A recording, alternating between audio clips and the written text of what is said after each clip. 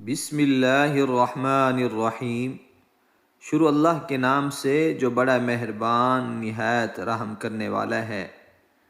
میں گواہی دیتا ہوں کہ اللہ کے سوا کوئی معبود برحق نہیں، وہ یکتا ہے، اس کا کوئی شریک نہیں۔ اور میں یہ بھی گواہی دیتا ہوں کہ ہمارے پیارے نبی حضرت محمد صلی اللہ علیہ وسلم اللہ کے بندے اور اس کے رسول ہیں۔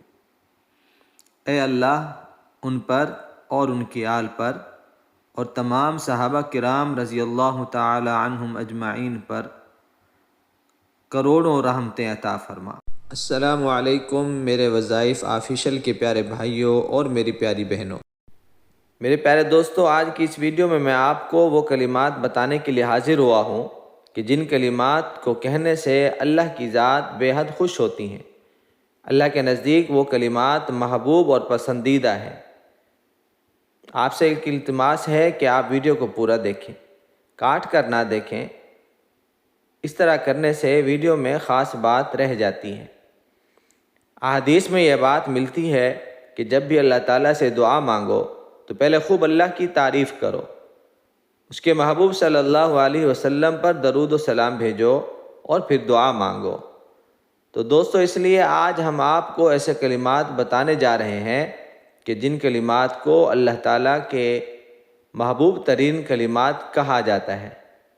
ان کلمات کا ذکر کرنے سے اللہ تعالیٰ کی ذات خوش ہوتی ہے، اور جب اللہ تعالیٰ کی ذات خوش ہوتی ہے تو پھر اللہ تعالیٰ سے جو بھی مانگو مل جاتا ہے۔ یہ کلمات کیا ہیں اور ان کلمات کو دعا قبول کروانے کے لیے کیسے پڑھنا ہے، اس حوالے سے ہم آپ کو مکمل تفصیل بتائیں گے۔ اللہ تعالیٰ کے محبوب ترین کلمات کون سے ہیں اور ان کا ورد کیسے کیا جائے گا؟ تو یاد رہے کہ اللہ تعالیٰ کو جو کلمات بہت زیادہ محبوب اور پسند ہیں وہ کلمات یہ ہیں: سبحان اللہ والحمد للہ ولا الہ الا اللہ واللہ اکبر۔